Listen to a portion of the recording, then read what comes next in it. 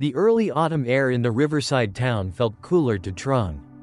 For the past 6 months, he had been renting a small room behind Mr. Howe's repair shop.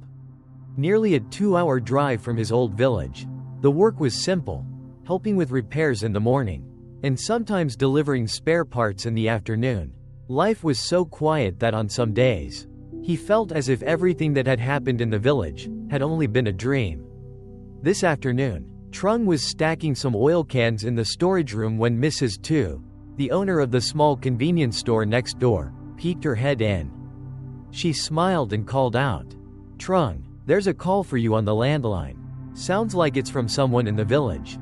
Trung put the can down, wiped his hands on a rag, and stepped out. Mr. Howe was holding the receiver, his expression unreadable. He held it out. "They say they're an old friend of yours." Their voice was trembling a bit. Trung pressed the phone to his ear, speaking slowly. "Hello, this is Trung." On the other end, a hoarse male voice came through, with a trace of hurried breathing. "Trung, it's Nam. Can you come back to the village for a bit?" Trung frowned slightly. "What's going on, Nam? I don't live there anymore." Nam hesitated for a moment, then lowered his voice. "Do you remember that night at the temple? Quang is dead, but it wasn't a normal death." The sound of wind and static mixed over the line. Trung instinctively gripped the phone cord tightly, staying silent for a few seconds before asking, "Nam, where are you now?" "At the river pier, the old spot," Nam replied quickly. Then the line went dead. Trung stood there, listening to the long beep in his ear. Mr. Howe looked at him. "Something wrong?" Trung put the phone down and shook his head. "I think I need to go back to the village." That afternoon, the road home was bathed in the golden hue of ripening rice fields. The scent of freshly burned straw drifted in the wind. Trung rode past small hills, feeling a strange mix of familiarity and distance. 6 months away, yet the image of the river pier, the fields, and that pale face in the rain still lingered vividly in his mind.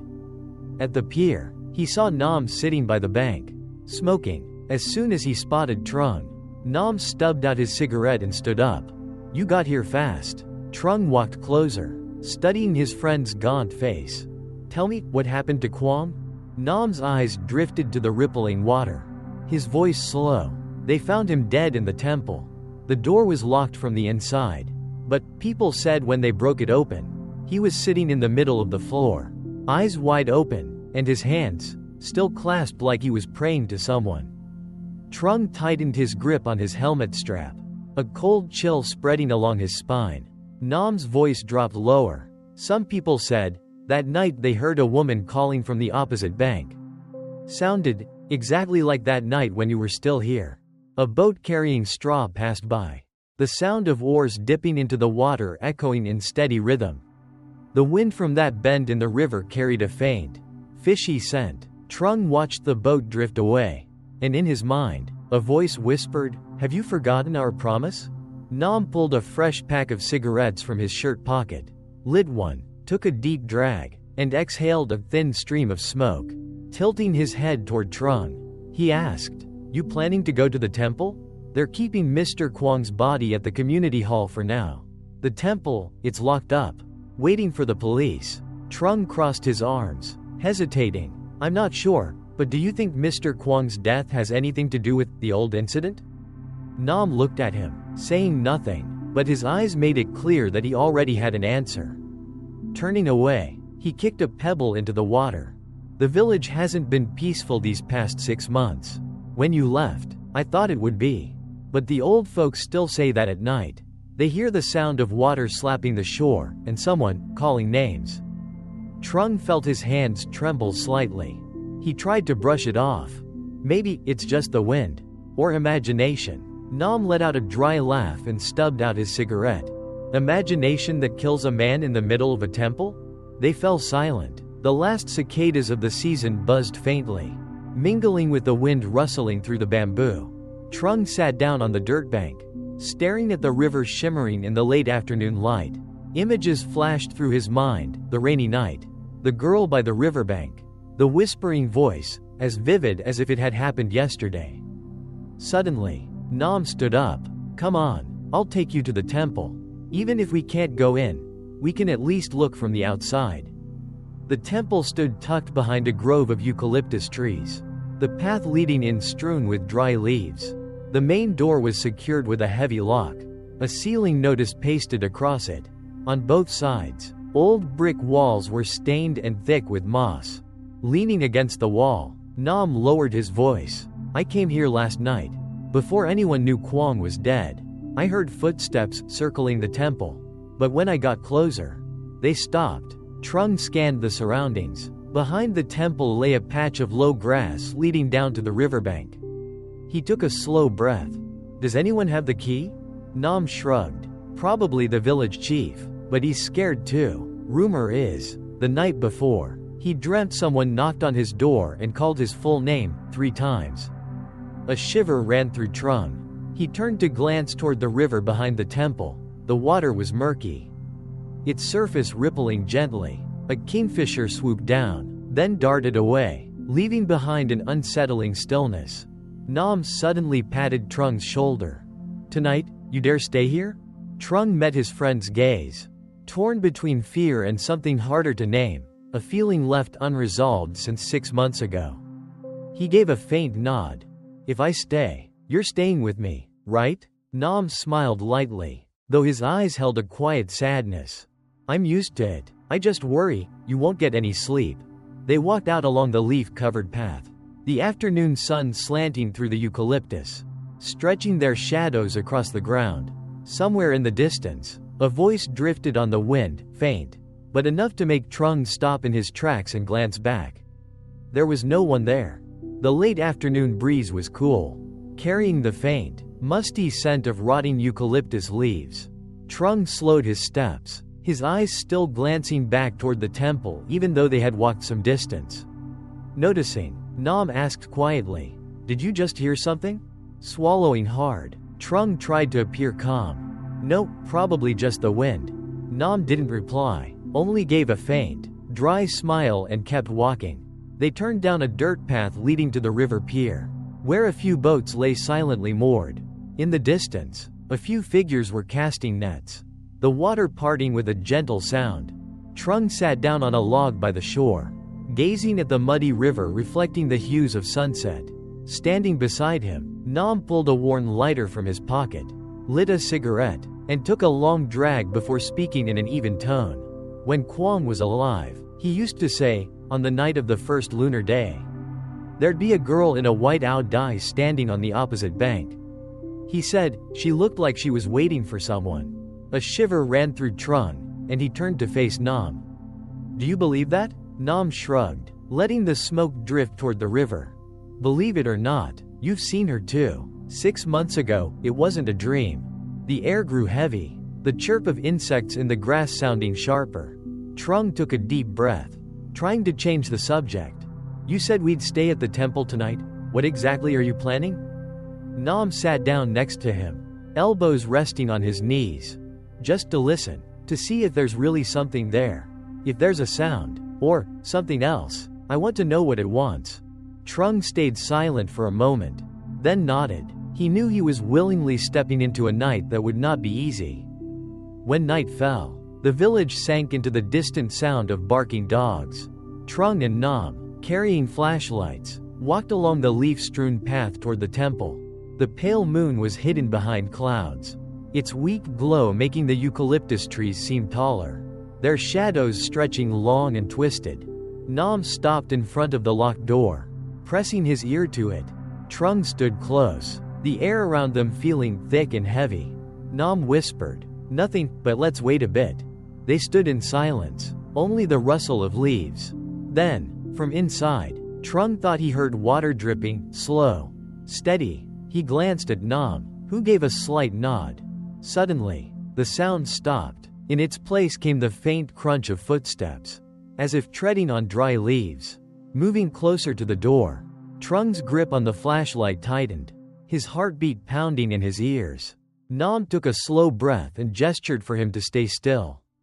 The footsteps stopped right behind the door. No one spoke, no one opened it. Then, a woman's voice, very soft yet crystal clear, came from inside. "You've come back." Trung froze, his entire body rigid, cold sweat trailing down his spine. Nam turned to look at him, his expression grave. The wind rustled through the trees again, but the chill burrowed deep into Trung's bones. Trung stepped back half a pace, but his foot caught on a dry root, throwing him off balance. Nam caught his arm, gave it a light squeeze, and whispered, "Stay calm, don't say anything." The temple door remained still, but Trung could feel with unnerving certainty that someone was standing just on the other side, separated only by a thin sheet of wood. The air seemed to constrict. His heart beat so loud it felt like Nam could hear it too. Then, the iron latch on the door rattled softly, making a faint clink. Trung stared at the lock but saw no movement. Nam crouched, pressing his ear close to the gap in the wood, and asked quietly, "Who's in there?" No answer came. Instead, a small, brittle laugh sounded, like a chuckle swallowed halfway down the throat. Goosebumps rippled over Trung's skin, and he stepped back again. Nam stayed where he was, eyes taut as wire. In a low, deliberate tone, Nam said, "If you're human, open the door." Silence for a few seconds. Then, the woman's voice came again, closer this time. "Don't come in, it's already too late." Trung swallowed and turned to Nam. "You heard that?" Nam nodded, his eyes dark and unreadable. Without replying, he grabbed Trung's arm, pulling him back from the door. They moved quickly down the dirt path, the crunch of dry leaves underfoot. When they reached the river pier, the wind had picked up. Nam sat at the edge of the bank, lit another cigarette, took a deep drag, and exhaled with a sigh. "I don't think this is over." Leaning forward with his hands on his knees, Trung stared at the moonlight shimmering on the water. "I know, but what did she mean by too late? Too late for what?" Nam stubbed out the cigarette and looked up at the hazy sky. "Maybe something big is about to happen. Remember what Quang said about that promise?" Trung gave a small nod. Nam continued, "Maybe that promise was never fulfilled, and someone doesn't want us getting involved." The sound of small waves lapping at the shore blended with their heavy breathing. Then, from across the river, a flickering oil lamp appeared, revealing the still figure of a person. Trung squinted, trying to make out the details, but all he could see was a white-out dye swaying in the wind. Nam placed a hand on Trung's shoulder, his voice dropping low. "Don't cross over now. If you go, you might not come back." Trung stayed silent. They both kept watching the white figure on the opposite bank until the light suddenly went out, leaving only the suffocating darkness. The wind from the river blew against Trung, sending a chill down his spine. He pulled his collar tighter, his eyes still fixed on the darkness across the water. Nam stood up, gave Trung's shoulder a light tap, and said firmly, "Let's go. Staying here too long isn't good." Trung turned to look at Nam, his lips parting as if to say something, but he held back. The two of them walked briskly away from the pier. Along the way, eucalyptus leaves rustled overhead, the shadows of the trees stretching long across the gravel-speckled dirt road. As they passed a bend, Trung instinctively glanced back. The pier was now swallowed in darkness, but he could have sworn he saw a faint flash of light, like someone striking a match, then quickly snuffing it out.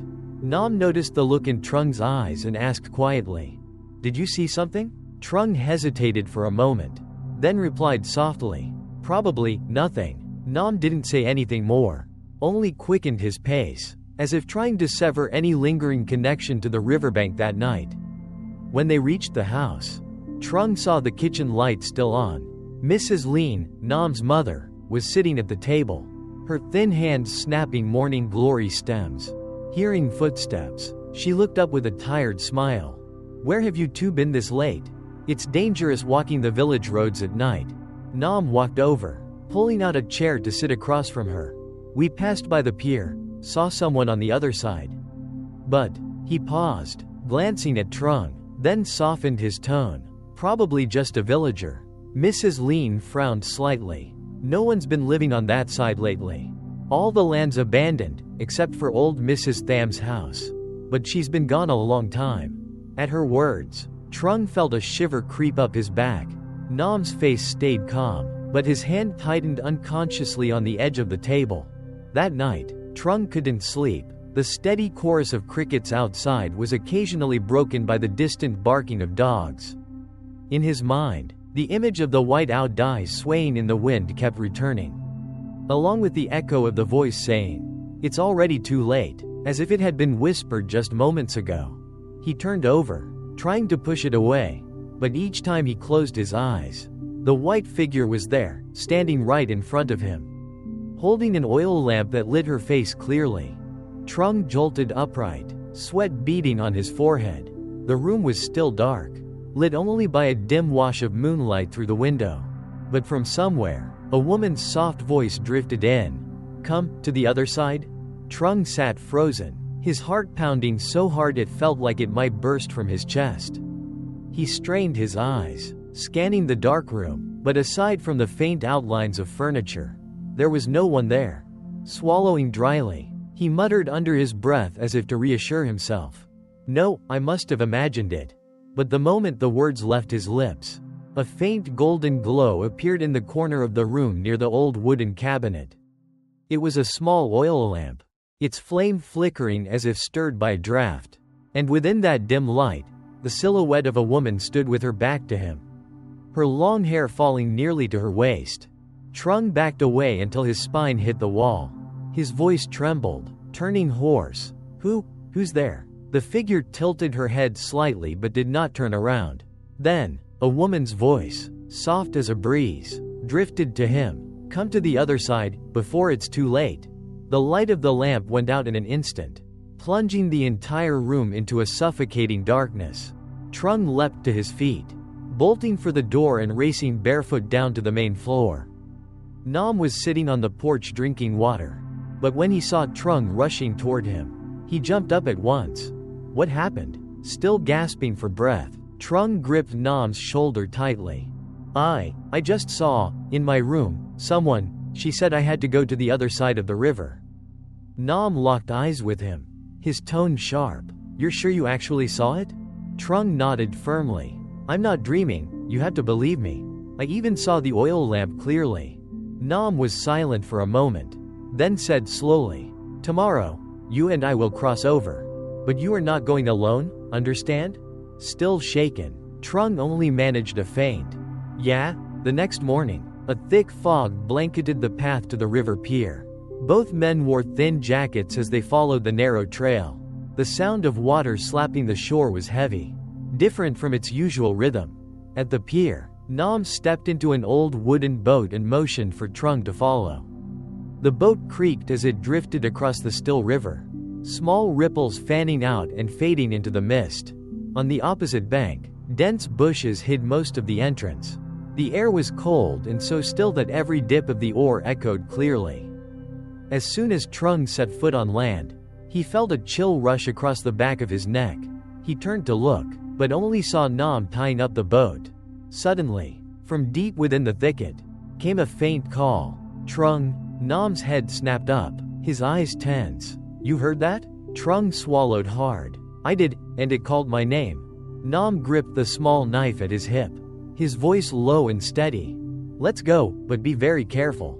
The path on the opposite bank was narrow and damp, flanked on both sides by reeds taller than a man's head. Each step they took made the muddy ground squelch unpleasantly. Trung stayed close behind Nam, his eyes darting around, not missing a single quiver of the grass. Nam walked on, speaking in a low voice. "This place has been abandoned for more than 10 years, but it looks like the grass has been trampled on a lot."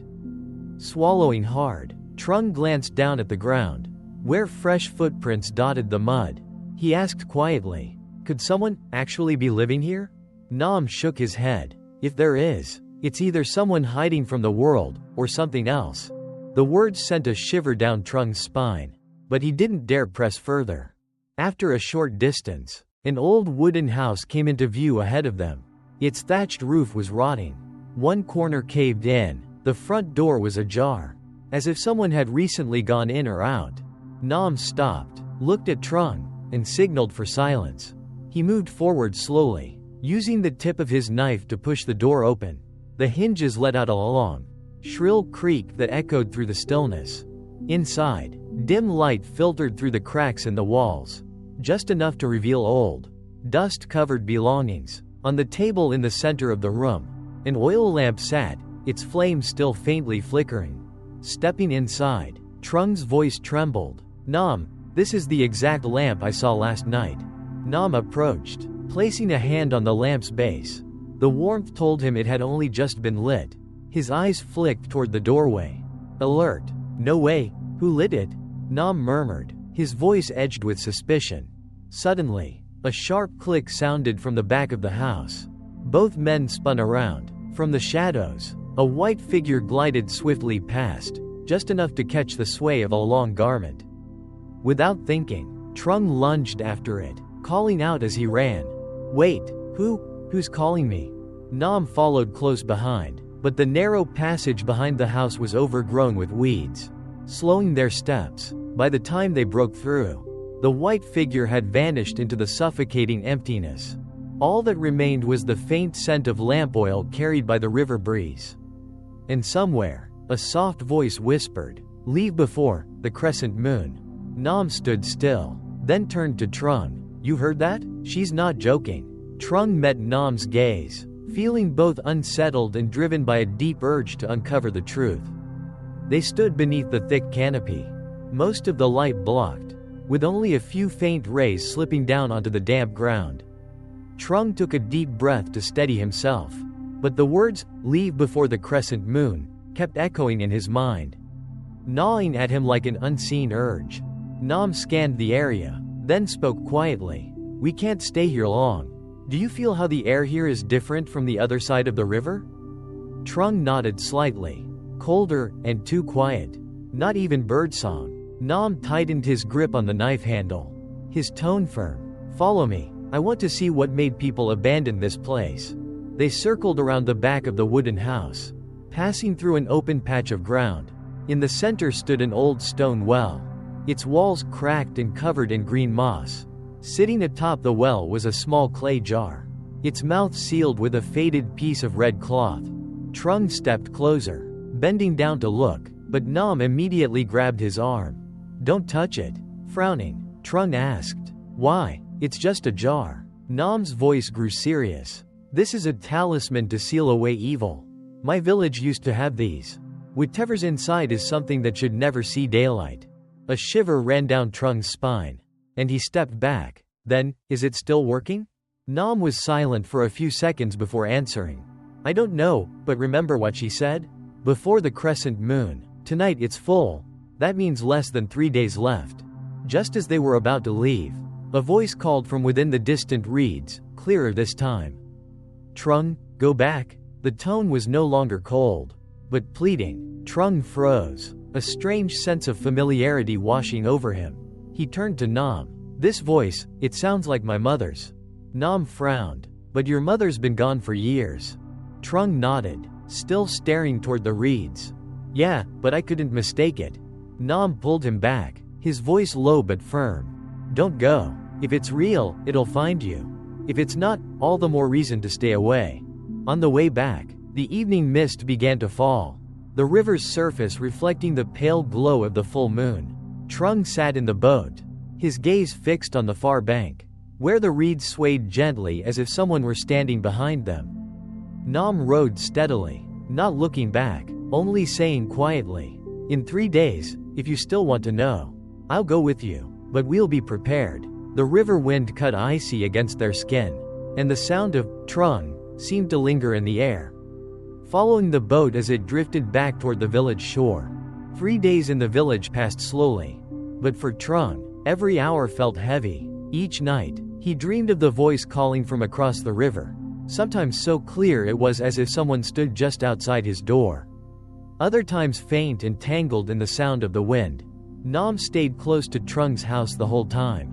During the day, they planned and prepared flashlights, rope, coarse salt, and an old machete. Nam also brought a small wooden talisman carved with ancient characters and hung it around Trung's neck. As he fastened it, Nam said firmly, "Whether you believe or not, wear it. In places like that, a little faith can save your life." Trung gave a faint smile but still held the piece of wood. feeling its coolness seep into his palm. I just want to know who's calling me and why they know my name. Nam nodded. Tomorrow night the moon starts to wane. We'll cross early, before it gets completely dark. The night before their trip, Trung sat on the porch, watching the full moon sink behind the line of bamboo. His mother had died when he was 12, but he still remembered her voice clearly. In his dreams, the voice calling from the other bank carried the same tone, only sadder. More urgent. An old neighbor woman passed by, stopping to look at him for a moment before asking, "Have you been to the other side lately?" Startled, Trung asked, "Why do you ask?" The old woman sighed, leaning on her cane as she stepped closer. "I dreamed of you standing by the stone well. That place isn't good. Don't let the jar be opened. You hear?" Trung's eyes widened. "You know about that jar?" The old woman only shook her head, then turned and walked away without another word. The next morning, the sky was overcast, and a strong wind swept in from the river. Trung and Nam boarded their boat, carrying all the items they had prepared. The oar cut through the water, bringing them closer to the bank overgrown with reeds. Nam said little, focused on rowing. When the boat touched shore, he looked at Trung. "Remember, if you see anything strange, say it right away, and never go off alone." They entered the narrow trail, moving more cautiously this time. Passing the wooden house, they saw the inside was completely dark, as if no oil lamp had ever been lit there. But when they reached the open patch of ground, Trung froze. The jar had been unsealed. Trung spun toward Nam, his face pale. "Who opened it?" Nam stepped forward and looked into the jar's mouth. A thin mist, like smoke, rose from within and vanished instantly into the wind, gripping the knife handle tightly. Nam muttered, "It's too late, whatever was inside is out." Footsteps sounded behind them, slow, deliberate, and then the familiar voice came again, this time right at Trung's back. "Trung, look at your mother." Trung spun around quickly. Just 3 steps away stood the figure of a woman dressed in a brown blouse, her long hair covering nearly all of her face. Her thin, bony hands hung at her sides, fingers slightly curled as if about to reach for him. Nam immediately stepped in front of him, his voice hard. "Who are you?" The woman raised her head. A portion of her hair slipped aside, revealing a gaunt face. Her eyes never left Trung, her lips moving faintly. "Son, don't you remember your mother?" Trung froze. That voice, it was exactly his mother's, every tone, every cadence, just like the nights she had sung him to sleep as a child. But this face, it wasn't hers. Something was wrong, distorted, as if stretched unnaturally. He shook his head slightly, his voice trembling. "My mother's been gone for over 18 years. She smiled slowly, then lifted a hand to point toward the clay jar. "No, I'm still here, ever since they buried me along with it." Nam took a step back, tightening his grip on the machete. Leaning toward Trung, he whispered, "Don't get closer. This is not human." But Trung seemed not to hear him. He stepped forward, eyes locked on the figure before him. "If you really are my mother, why are you here?" The woman tilted her head, her voice a whisper. "Because you've returned, you must open it completely, to let me out." As her words faded, a cold gust swept across the open ground. Trees bent low, leaves rustling together like murmured voices. The clay jar trembled, making a faint clack-clack sound from within, as if something inside was striking the sides. Nam didn't hesitate any longer. He yanked Trung back sharply. "We're leaving. Whatever's in there must not get out any further." The woman suddenly stood tall, her hair lifting upward with the wind. Her voice dropped, drawn out and resonant. "If you leave, you'll never know the truth." Trung looked at Nam, conflict burning in his eyes. He wanted to know the truth, but the icy chill running down his spine made it hard to breathe. Nam's tone sharpened. "I told you, stay here any longer and we're both dead." From deep inside the jar, a slick, pitch-black hand suddenly thrust out, gripping the rim. Its fingers were long and crooked, sharp nails scraping against the clay with a grating screech. Trung went rigid, while Nam pulled him forcefully toward the path out. The woman did not follow, only stood watching, her eyes glowing in the shade. Through the howl of the wind, her final words echoed after them. Tomorrow night's crescent moon will bring you back. The two of them waded back across the river to the old bank. The water was colder than usual that night, as if trying to hold them in place. The moment they stepped ashore, Trung collapsed to his knees. Gasping for breath, Nam dropped down beside him, tossing the machete onto the ground. Nam looked at Trung, his voice sharp. "I told you, you can't let it lure you. We're lucky it wasn't too late." Trung stayed silent. The woman's words echoed in his head. "Tomorrow night's crescent moon will bring you back." They repeated over and over, crashing through his mind like waves against stone. He lifted his head and asked quietly, but clearly, what if that really is my mother?" Nam slammed his hand against the ground. "No, didn't you hear me? That thing is no longer human. It's only using her face and voice to pull you in." That night, Trung lay in bed unable to sleep. The sound of insects in the garden seemed to vanish, leaving only a heavy, suffocating silence. As he turned over, he suddenly heard a faint voice by the window. "Trung, open the door for me." His heart pounded. He sat up sharply and walked toward the window. Outside, there was only darkness, but the voice came again, right by his ear. "My son." Trung's hands trembled as he reached for the latch, but Nam's voice shouted from the other room, "Don't. If you open it, you're done for." Startled, Trung stepped back. The voice outside fell silent, leaving only the whisper of wind through the leaves. The next morning, Nam stood in the yard, a cigarette between his fingers, staring toward the river. Trung came out, dark circles under his eyes. Nam glanced at him and said, "Tonight you need to leave the village. I'll arrange the way." Trung frowned. "If I leave, what about my mother?" Nam spun around. "Do you want to live or die? Your mother's been gone for 18 years. That thing just wants you to stay and take its place." Trung bit his lip, saying nothing more. Deep down, a part of him still believed he hadn't yet learned the whole truth. That afternoon, while Nam was at the market, Trung stayed home alone. He was sweeping the yard when he heard 3 slow knocks at the back kitchen door. Then silence. He set the broom down and walked around to the back. The kitchen door was slightly ajar, and from the gap, a piece of faded brown cloth slipped inside. Falling to the floor, Trung bent down to pick it up. It was the wool scarf his mother used every winter. The familiar scent hit him instantly, blurring his eyes. From the darkness beyond the door, the voice spoke again. "Tomorrow night, when the moon is crescent, come to the riverbank, I'll be waiting." Trung clenched the scarf in his hand, unaware that far away, a thin, frail figure stood in the middle of the path, watching him without blinking. Crescent moon night. The moon hung suspended behind thin clouds, silver light spilling across the still surface of the river.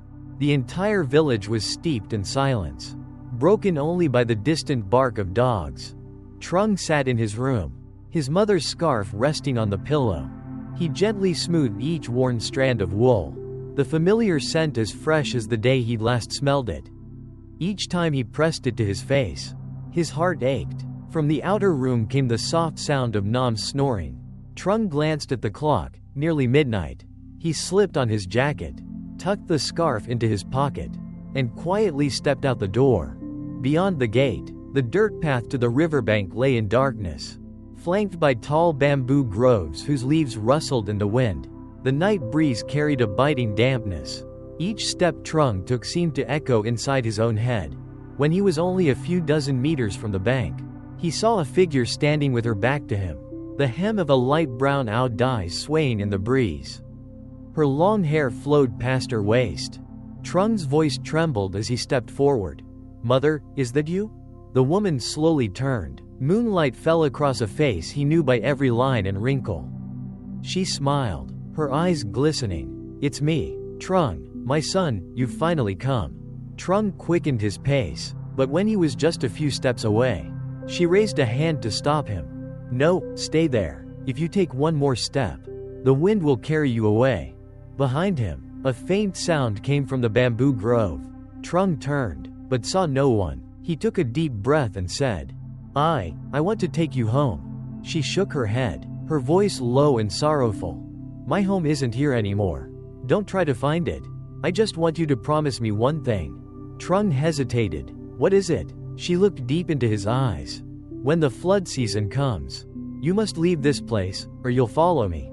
As the words left her lips, a strong gust swept over them, bending the bamboo and rippling the river's surface. Trung raised his hands to shield his face. When he lowered them, the woman was gone. Only her scarf lay at the water's edge. Bending down to pick it up, Trung suddenly felt a hand seize his shoulder from behind. He spun around. It was Nam, sweat pouring down his face despite the cold.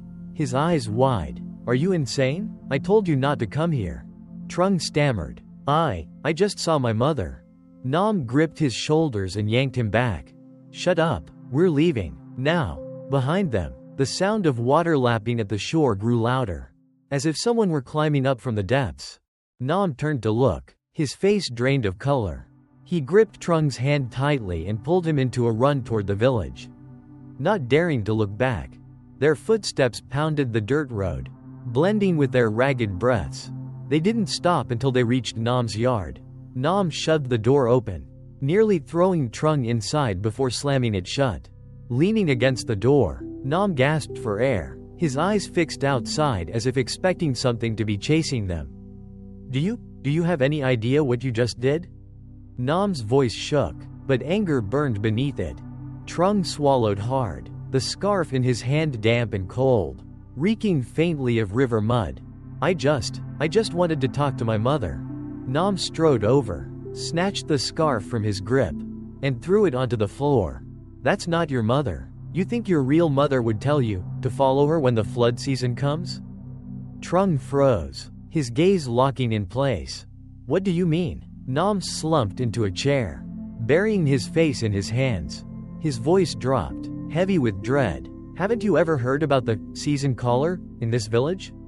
Every time the river rises, a figure appears, usually someone who died unjustly, returning to lure a living soul to follow them. All it takes is standing close enough to the water's edge, hearing the full promise, and then he left the sentence hanging, sighing deeply. I don't want to finish that thought.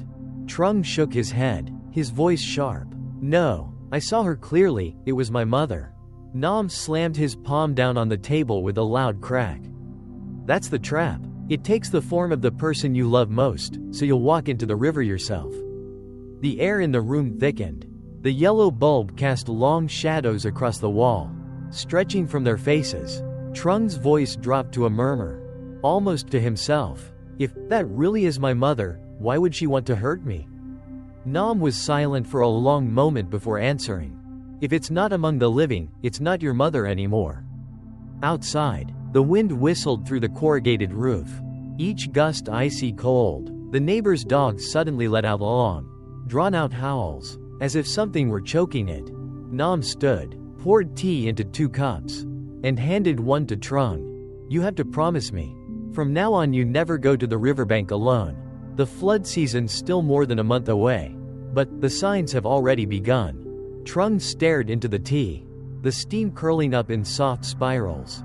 He couldn't shake the image of the woman's eyes from earlier, gentle yet distant, and the words, "You will follow me," echoing in his mind. That night, Trung tossed and turned, unable to sleep. From time to time, he thought he heard the sound of water trickling just outside his window. The first time, he told himself it was his imagination.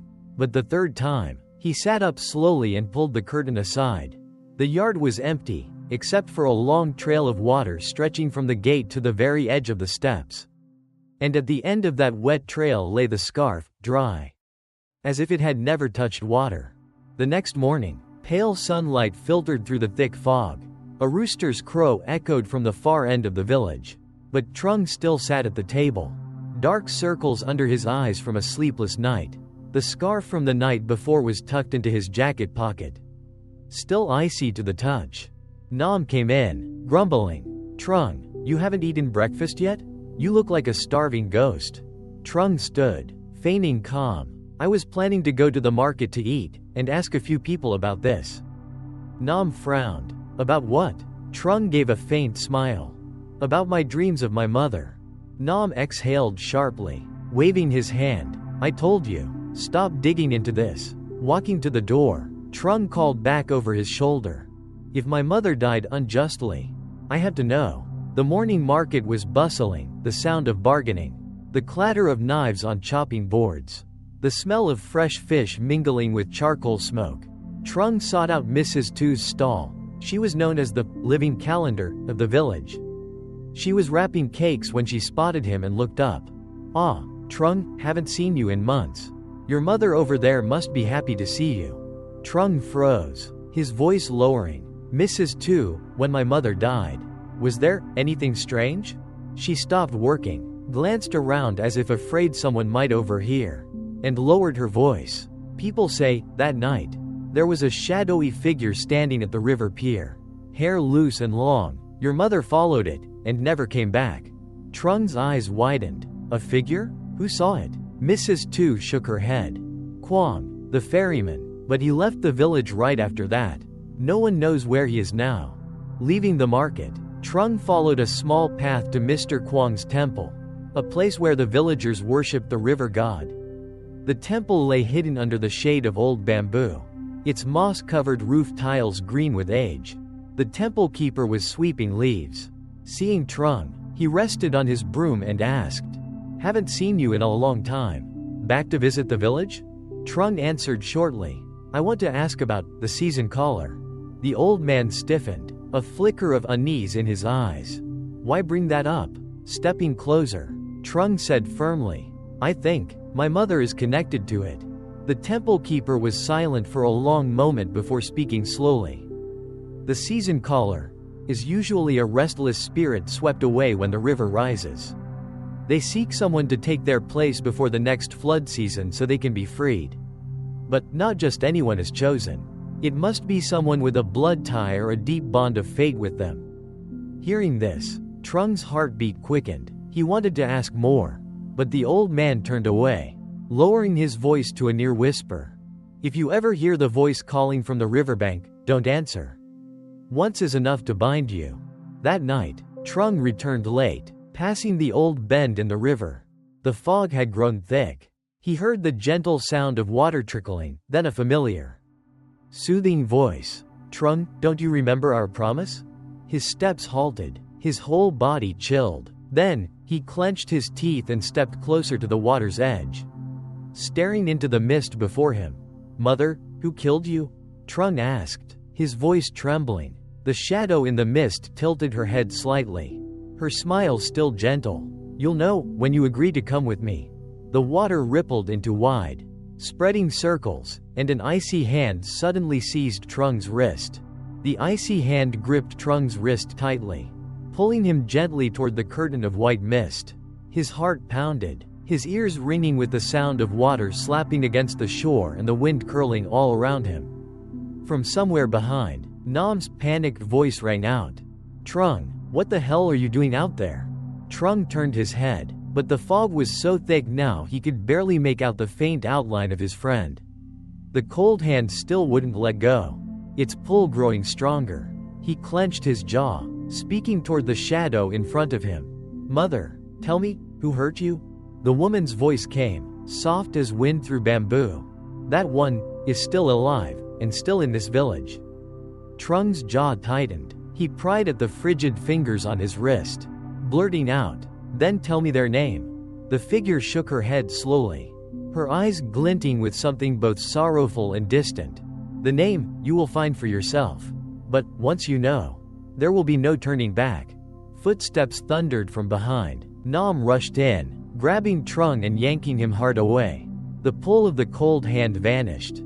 The mist thinned, leaving only the flat, silent river. Nam was breathless, his voice strained. "Are you insane? Standing at the water's edge at night, you trying to die?" Trung looked down at his wrist, faint purple marks still pressed into his skin where she had held him. He shook his head. "No, I was just talking to my mother." Nam narrowed his eyes. "What did she say?" Trung lifted his gaze, his eyes darkening. "She said, the one who killed her is still in the village." The next morning, the whole village buzzed with preparations for the water procession festival. From the front porch, Trung quietly watched the cheerful stream of villagers, the scarf he'd found in the forest clutched in his hand. Mrs. Tu passed by, calling to him, "Trung, you should come to the riverbank today.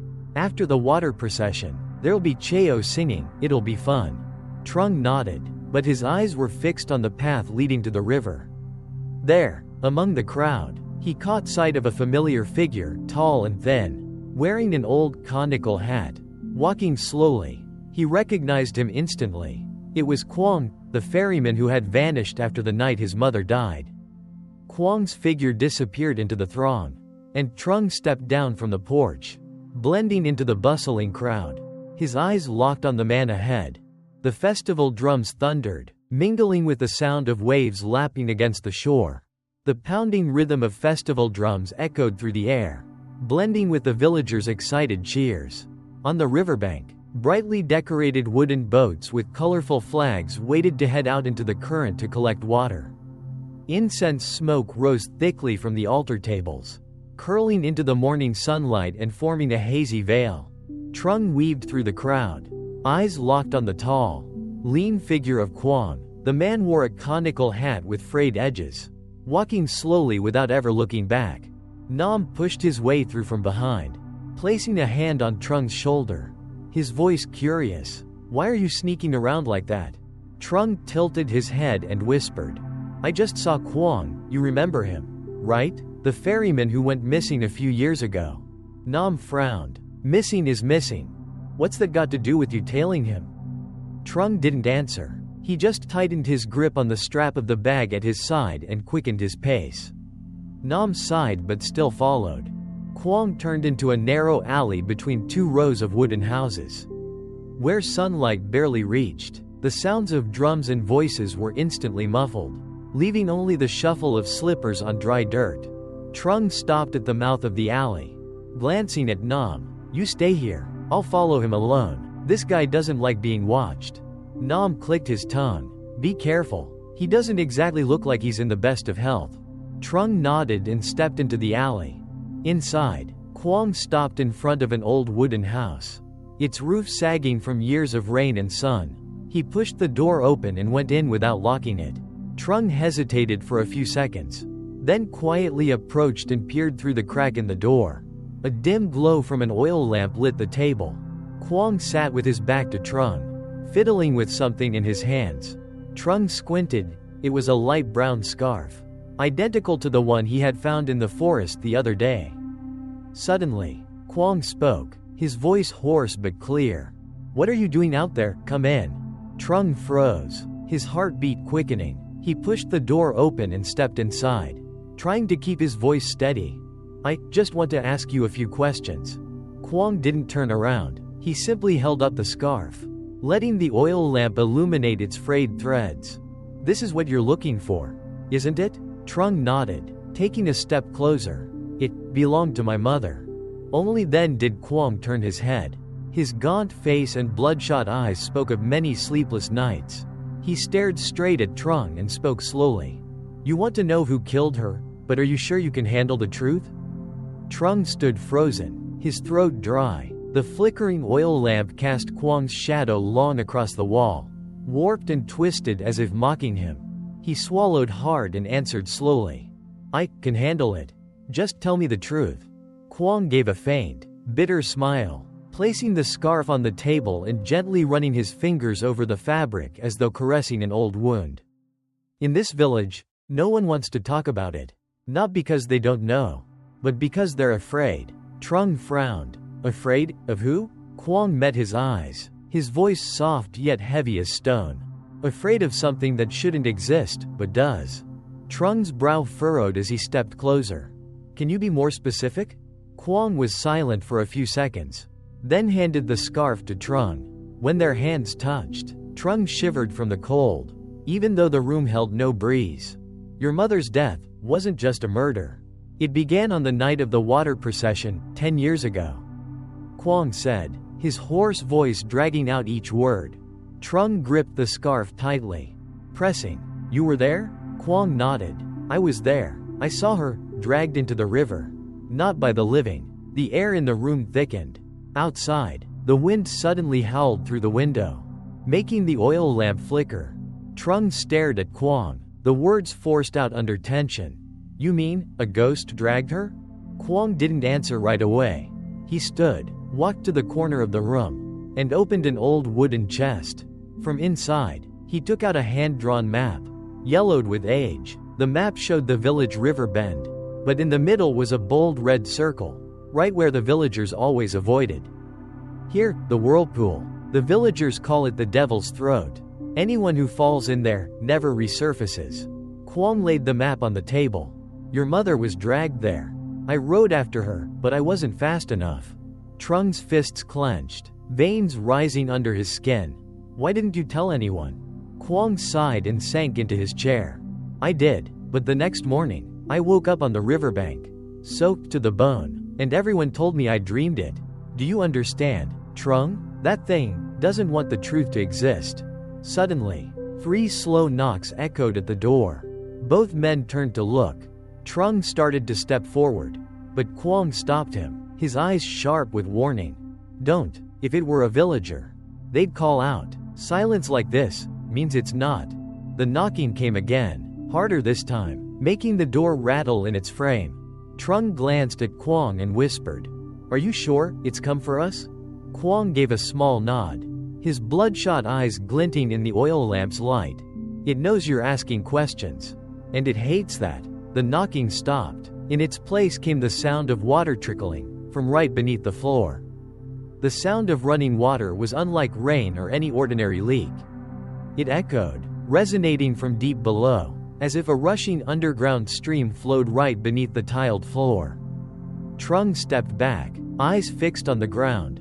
Do you hear that? Under the floor, it's like someone's walking down there. Quang didn't answer right away. He crouched, pressing his ear to the floor, then suddenly sprang up and snuffed out the oil lamp.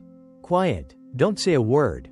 Darkness fell, with only pale strips of moonlight slipping through the door cracks, streaking the tiles. The sound of water still flowed, but now it was laced with the faint scrape of fingernails against stone.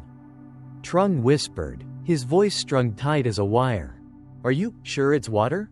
Quang's reply was low, each word forced through clenched teeth. No, it's it. Suddenly, from the corner of the room came a thud, as if something heavy had dropped. Trung jerked his head around, but saw only thick darkness. Quang grabbed Trung's arm urgently. Go, outside, don't look back. They eased the door open and stepped onto the porch. The village night was swallowed in dense fog, the moon dim as if draped in cloth. The usual chorus of crickets and barking dogs was gone. Only the sound of water remained, unnervingly close, as though following them, even though they'd left the house. Trung glanced over to see Quang staring intently down the path toward the riverbank. You're going down there? Trung asked, his voice tinged with worry. Quang gave a slight nod, his eyes glinting with resolve. If we don't go now, there won't be another chance by morning. They moved quickly along the damp dirt road, rice fields on both sides, the dry stubble rustling in the wind. The fog thickened until they could barely see each other's silhouettes a few steps apart. At the bend leading down to the river, Quang stopped, tilting his head as if listening. Then he whispered, Do you hear that? Trung strained his ears. Beneath the sound of water lapping against the shore, he caught a faint voice calling his name, drawn out, distant, as though rising from beneath the water. Truing, come whom? Trung's face drained of color as he stepped back. Uncle Quang, it sounds like my mother's voice. Quang gripped his arm tightly, his words firm and deliberate. Remember, don't answer. But the voice was growing nearer, clearer, like someone climbing out of the river and walking straight toward them. Footsteps crunched closer on the wet grass. The dense fog pressed in, as if trying to swallow them whole. Trung felt Uncle Quang's grip on his arm tighten so hard that his knuckles cracked. A figure slowly emerged from the mist. The silver moonlight spilled unevenly across a face, deathly pale, with long hair hanging down in dripping strands.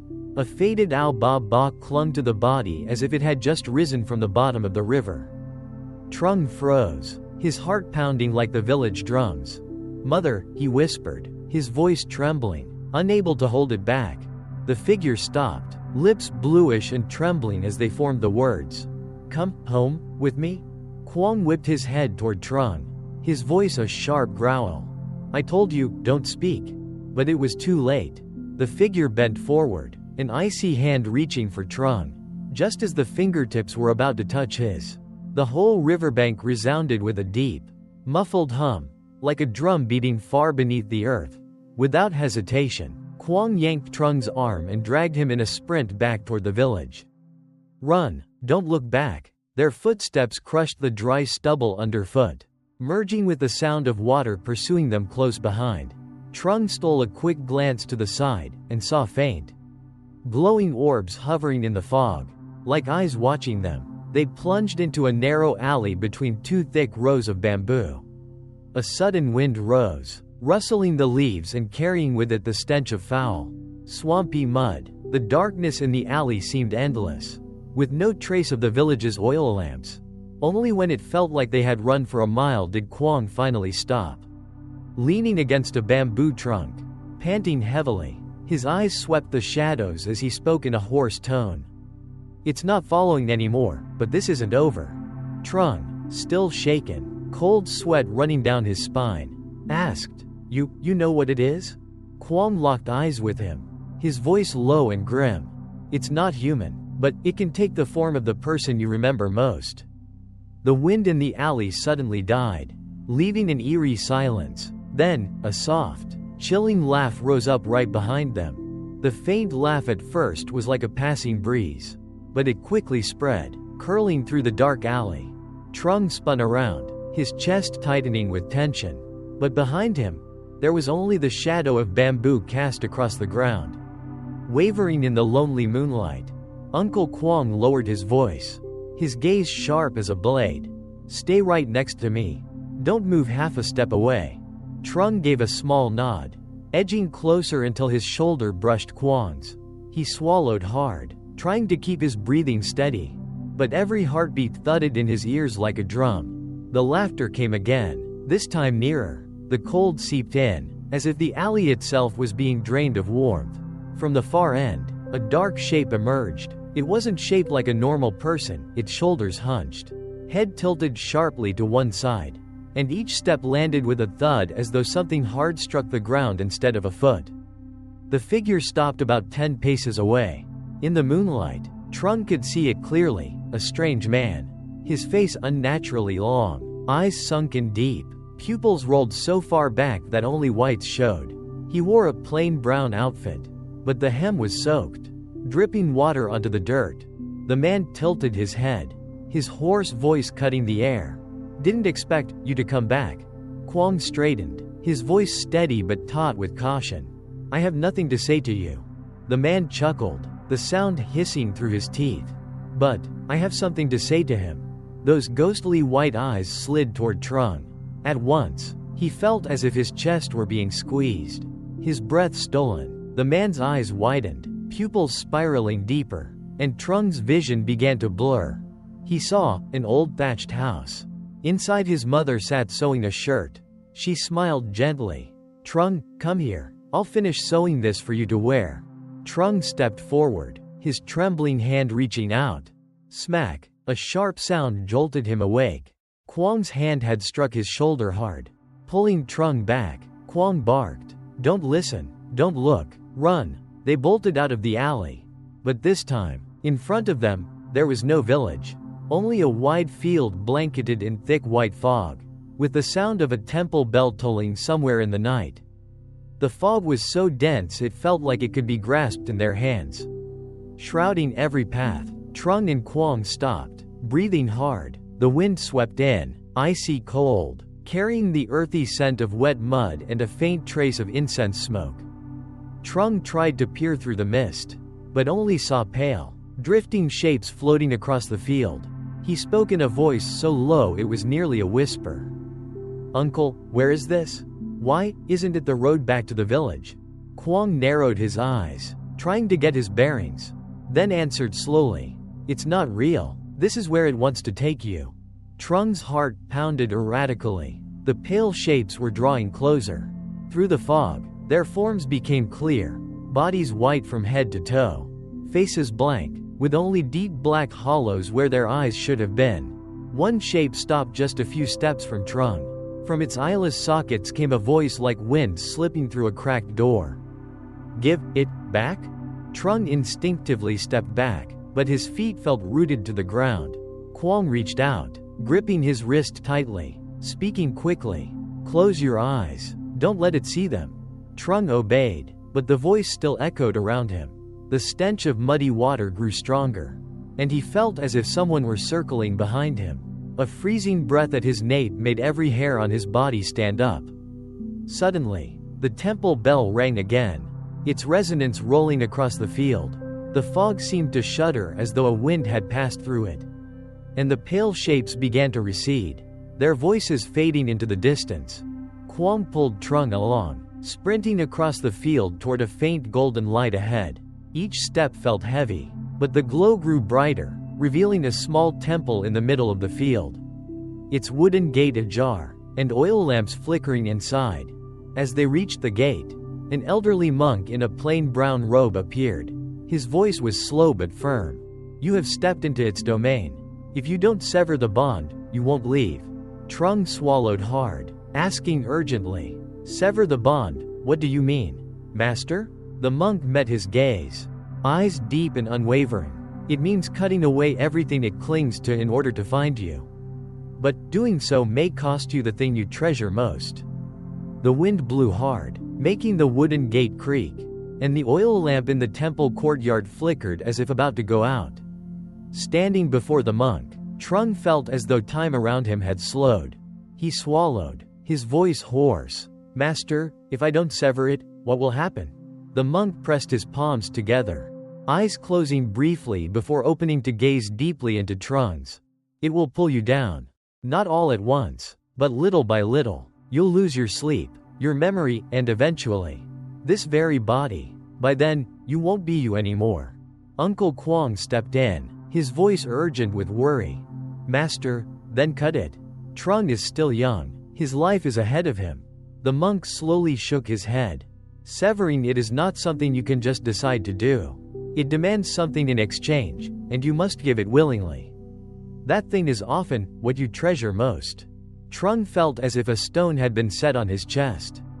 He stayed silent for a long time before finally asking, "What if I don't know what that is?" The monk stepped closer, placing a hand on Trung's shoulder, his voice slow but firm. "You will know when it stands before you again. But remember, once given, it can never be taken back." The temple bell rang 3 times in succession, and at that same moment, a faint hiss drifted in from across the fields. Trung glanced toward the barely open gate and saw the mist rolling back in, thicker and faster than before.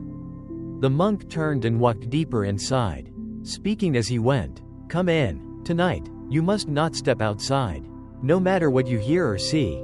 Trung and Uncle Quang followed, shutting the gate tightly behind them. The small courtyard was paved with old bricks, with a statue of the Bodhisattva Guanyin standing beneath a small roof.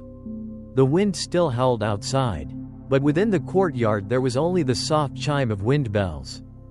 As they entered the main hall, Trung's eyes caught a small wooden tray set before the Buddha statue. On it lay a white cloth, and in the center was his mother's old silver bracelet. He froze, eyes wide. He turned to the monk, his voice breaking. "Master, why is this here?" I lost it when I was 12. The monk didn't answer right away. He studied Trung for a long moment before speaking softly. "You didn't lose it, it took it. And now, it has returned it. But only to demand something else." Quang frowned, asking quickly, "Master, what does that mean?" The monk's gaze stayed fixed on Trung, as though piercing straight into his thoughts. "It's telling you that you will meet again. And this time, it wants you to decide." The wind chimes in the main hall suddenly fell silent. The stillness was so complete that Trung could hear every beat of his own heart. The oil lamp before the Guanyin statue trembled slightly, its flame leaning to one side as if blown by a breeze coming from inside. Trung turned slightly toward Uncle Quang, about to say something, when a woman's voice drifted in from outside the gate. It was soft as mist, each word drawn out. "Trung, come out." Trung froze where he stood. His heart pounded. heat rushing to his face. He knew exactly whose voice it was, Lan's. The girl who had died 6 months ago at the old bend of the village river. Seeing him go rigid, Uncle Quang stepped closer and placed a hand on his shoulder. Trung, don't go out. The monk remained by the wooden tray, eyes half closed, lips murmuring a low chant. But the woman's voice came again, closer now, clearer. I'm so cold. Trung bit his lip, his clenched fist turning white. He knew he shouldn't answer, yet his throat was dry, each breath heavy. In his mind, Lan appeared, dressed in white, hair dripping wet, her smile gentle but her eyes hollow. He took a step back toward the door, but Uncle Quang's grip tightened. Trung, remember the master's words. If you go out, you won't come back. His voice was urgent, trembling but firm. Suddenly, there was a creak, as if the gate outside the courtyard had been pushed lightly. The rusty hinges groaned, then fell silent. The monk opened his eyes, staring directly at the main hall entrance. It cannot enter unless you call it. Tonight, if you call, it will be over. Trung swallowed hard, his heartbeat erratic, yet part of him longed to run out, to touch that cold hand, to ask why Lan had appeared. Her voice came again, now a whisper right beside his ear. Do you miss me? A shiver coursed through Trung's body. Then he caught the faint scent of wildflowers in the air, the very kind Lan used to wear in her hair. The oil lamp went out. The space was swallowed in heavy darkness. Trung could hear nothing but his own breathing and the faint hiss of wind in the temple courtyard. A creeping chill began to seep into his bones. A hand brushed lightly against his elbow. Trung jerked back and turned, only to see nothing but a dim, hazy emptiness. The woman's voice came again, this time right at his ear, warm yet chilling. Don't be afraid, it's me. Trung held his breath, every hair on the back of his neck standing on end. The cold crawled steadily down his spine. In an instant, the scent of wildflowers flooded back, stronger, sharper, as if someone were standing right against him. Uncle Quang suddenly tightened his grip around Trung's wrist, his voice low but urgent. Trung, sit down, close your eyes, don't answer. The monk in front began chanting faster, the steady talk of the wooden fish striking harder, each beat pounding against Trung's chest.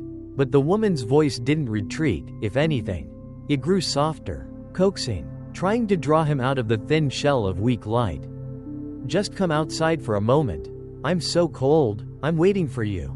Trung bit his lip, forcing himself not to reply. Then a soft, broken sob reached him, the exact way Lan used to cry when she was sad. His heart tightened painfully. The monk's voice deepened, calm but commanding. You are dead. Why do you still cling to the living? Leave. Outside, the wind roared like hundreds of hands slapping the temple walls. The great bell began to toll on its own, each note stretching long into the night. Suddenly, a pale figure glided past the main doors. Trung caught only a glimpse of a soaked hemline, water dripping onto the floor. The tightly closed door quivered faintly. Uncle Quang pressed his mouth to Trung's ear, speaking like an order. Don't look. No matter how it calls you, don't open your eyes. Trung squeezed his eyes shut, but his heartbeat was in chaos. And in his mind, Lan's voice still echoed, help me? Then, an ice-cold hand suddenly clasped his own. The touch was like frozen stone, rigid, the bones sharp beneath the skin, digging into his fingers. It was nothing like the grasp of the living. Trung's eyes flew open by reflex, and instantly, he regretted it. Standing only a few steps away was Lan. Her hair hung dripping wet, rivulets streaming down the pale collar of her white blouse. Her lips were bloodless, trembling, but her eyes were no longer the eyes of the living, only two bottomless, pitch-black voids, pulling at everything they met. She tilted her head, lips moving slowly. Come with me? Trung could hear the steady drip of water hitting the cold tile floor. He tried to step back, but that hand yanked him hard toward the door. His feet slid on the ground. Stumbling, Uncle Quang's voice cracked into a hoarse shout. Master, it's touched Trung. The monk's eyes snapped open. He struck the floor hard with the wooden mallet, the sound exploding like thunder. At that same moment, The oil lamp blazed back to life. The light swept across, and in an instant, Lan's face contorted, skin tearing open. Streams of black water pouring from her hair, reeking of decay. She screamed, the pitch so sharp it rattled in Trung's skull. "Why did you leave me?" The pale form shot toward the doorway, vanishing into the wind, but the freezing grip still clung to Trung's hand. Even though Lan's image was gone, the monk stepped forward and pressed a golden talisman onto his hand. Instantly, the cold ebbed away, replaced by a slow, spreading warmth. He looked directly at Trung, his voice steady and grave. "It's not Lan who wishes to harm you, but the thing wearing her shape that seeks to drag you away." Trung collapsed to the floor, cold sweat tracing down his spine. In his mind, the image of Lan alive and Lan just now overlapped, but one thing he couldn't ignore was the last thing she'd said, because it had sounded like a plea for help. The next morning, mist blanketed the fields in white. The crow of roosters mingled with the distant sound of paddles striking water. Trung stepped out of Uncle Quang's house, still clutching tightly the golden talisman from the night before. Quang, tying off a bundle of fishing nets, asked in his still hoarse voice, "Did you manage to sleep last night?" Trung shook his head, his eyes fixed on the dirt road leading toward the riverbank. "I want to go to the place where Lan died. I have to see it for myself." Quang set down the nets, walked over, and placed a firm hand on Trung's shoulder. "That place is avoided by everyone in the village now.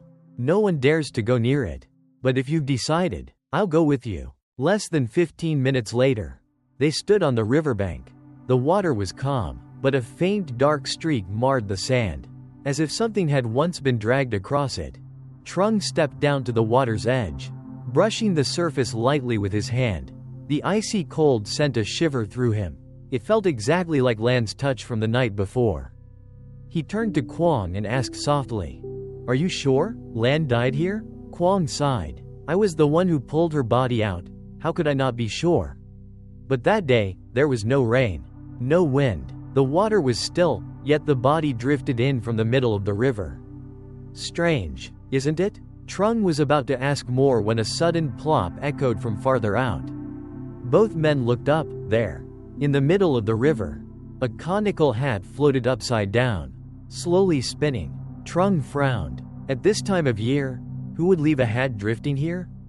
But when the hat spun upright, beneath it was a pale, lifeless face, hair floating loose, eyes wide open, staring straight at him. Trung froze, stepping back, his foot sliding into the wet sand. The water began swirling into a slow vortex, spreading toward the spot where he stood.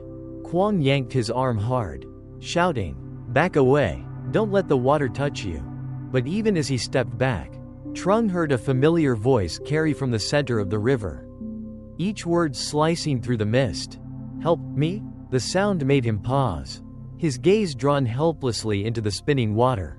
The whirlpool twisted violently, churning up mud and sand in tightening circles.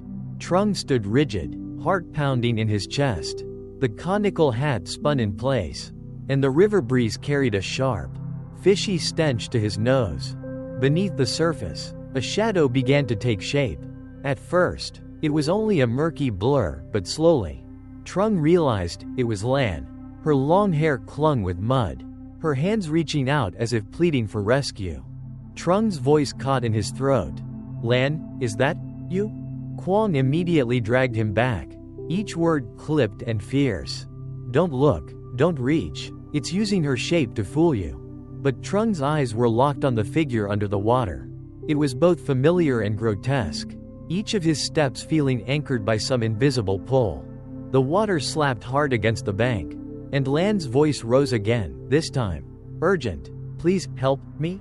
Trung faltered, his trembling hand starting to reach out.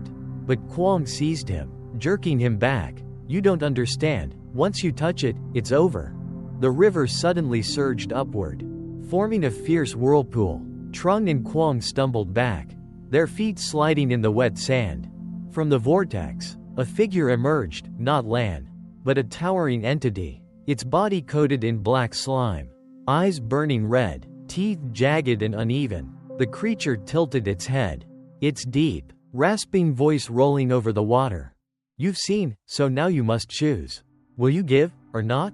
Trung swallowed hard, his gut twisting. He knew that if he offered something, he might save Lan, but it would mean losing what he valued most. Quang's breath came fast, his voice desperate. Trung, listen to me. One wrong choice and you lose everything forever. Trung stood still, eyes fixed on the shadow black form. The water continued to spin, pulling Lan's image deeper. Her voice floated up, soft yet chilling. Just once, save me. Trung stood frozen, his heart pounding as if it would burst from his chest. His eyes locked on the pitch black form within the whirlpool, while Lan's urgent voice echoed over the water. Please, help me? Behind him, Uncle Quang called out, his tone desperate. Trung, one mistake, and it's over. Remember the master's words. Trung shut his eyes, taking a deep breath, his trembling hands clutching the golden talisman the monk had given him. He told himself, I have to trust the master, trust Uncle. But at the same time, Lan's image beneath the water became clearer, her hair hanging down, her face filled with longing, her eyes pleading for rescue. He thought he could hear her heartbeat, each breath labored and faint. The whirlpool grew stronger, flinging mud and sand up onto the bank. The black entity edged closer, its red eyes burning with threat. Its voice rumbled low.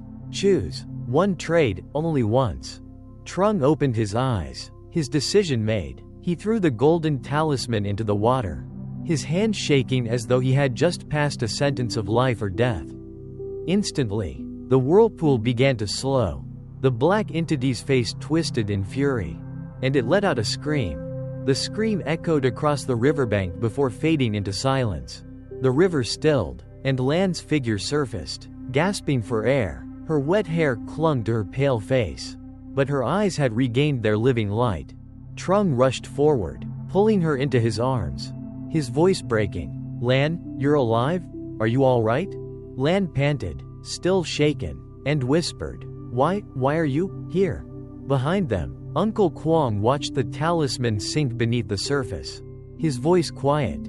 This is a lesson, one not everyone survives. The monk appeared from the far bank, walking slowly toward them, his deep voice calm but firm. You have both passed the trial. But remember, the other world never forgets. Saving once doesn't mean it will be easy next time. Trung looked at Lan, then his gaze shifted to the talisman disappearing beneath the water. He stayed silent, realizing that Lan's life was a gift, but the price still hung over them. The river lay still again, with only the sound of water lapping against the shore as the first light of dawn broke. Trung and Lan walked back toward the village, their legs caked in mud but their hearts lighter. Morning mist thinned, and pale sunlight slipped over the tiled rooftops, spilling across the familiar village paths. Uncle Quang followed behind, his brow still furrowed, eyes scanning their surroundings. His voice was low. The village looks peaceful, but don't forget last night. What happened wasn't by chance. Lan leaned on Trung's shoulder, her voice trembling. I still don't understand why I'm alive. Trung held her hand gently, speaking softly. You don't need to understand everything. Just knowing we're still together is enough. As they passed a narrow lane, they saw neighbors heading to the fields, the sound of roosters and morning chatter mingling in the air. Life had returned to normal, peaceful, yet touched by an unshakable strangeness. Trung turned to Uncle Quang. Uncle, the golden talisman. What will happen to it? Quang sighed and gestured toward the river where it had sunk. It's still there, but it's done its work. No one knows if it will come back, or not. Best to be careful all the same. Lan glanced toward the river, worry flickering in her eyes, then looked back at Trung, her voice soft. I was so scared last night, but thank you. Trung hugged her tighter, a faint smile on his lips. What matters most is that we're alive. The rest, we'll leave behind. The gentle lap of the river, the whisper of wind through the rice fields, together they made a rhythm of peace. In the distance, faint white shapes drifted through the last of the morning mist, but Trung no longer felt fear. He knew they had faced it, and survived. The final image was of Trung and Lan walking hand in hand back into the village. Uncle Quang following behind. Morning sunlight glowed over the rooftops. Kitchen smoke curled into the air, and the river flowed on in silence, carrying away the mysteries of the night before. A new day slowly unfolded over the small village. The crow of roosters, the barking of dogs, and the scent of cooking rice drifted from kitchen hearths. Trung and Lan walked hand in hand along the familiar paths, their hearts still faintly aching with memories of the dark night beneath the river. They stopped in front of Trung's small home, its old thatched roof weathered with age, smoke curling thickly from the kitchen. Trung opened the gate and guided Lan inside. Sunlight fell across her face, bringing a glow back to her eyes and chasing away some of the shadows left from the night before. Lan let out a quiet sigh, her voice trembling. "Do you think we've truly made it through?" Trung smiled, resting a hand on her shoulder, his voice gentle. "We have, but we won't forget.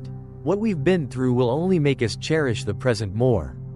Behind them, Uncle Quang stood looking toward the road that led to the riverbank. His voice was low. "The river is still there, and the things we can't see still linger. But what matters is, you're both alive to tell the tale." Trung turned to Lan, determination in his eyes. "Let's go home, and keep living, no matter how many strange things remain around us." Lan gave a small nod, gripping his hand tighter. The morning was filled with birdsong and the faint scent of wildflowers on the breeze. The three of them stepped slowly into the yard, daily life returning, though it still carried traces of the night's haunting. In the distance, the river lay still, its surface reflecting the morning light. A white shadow glided past, just for an instant, without stopping. Trung glanced at it, unafraid, silently acknowledging that some things will always exist beyond human reach, but knowing that if they faced them head-on, they could still go on living. The final scene opened with Trung and Lan sitting by the fire, hands clasped, while Uncle Quang stood outside the gate, his eyes fixed on the far-off river. No one spoke, only the soft morning sun, the song of birds, the quiet flow of water, and a peace laced with a faint, lingering unease, like a fragment of last night's memory still clinging in the air.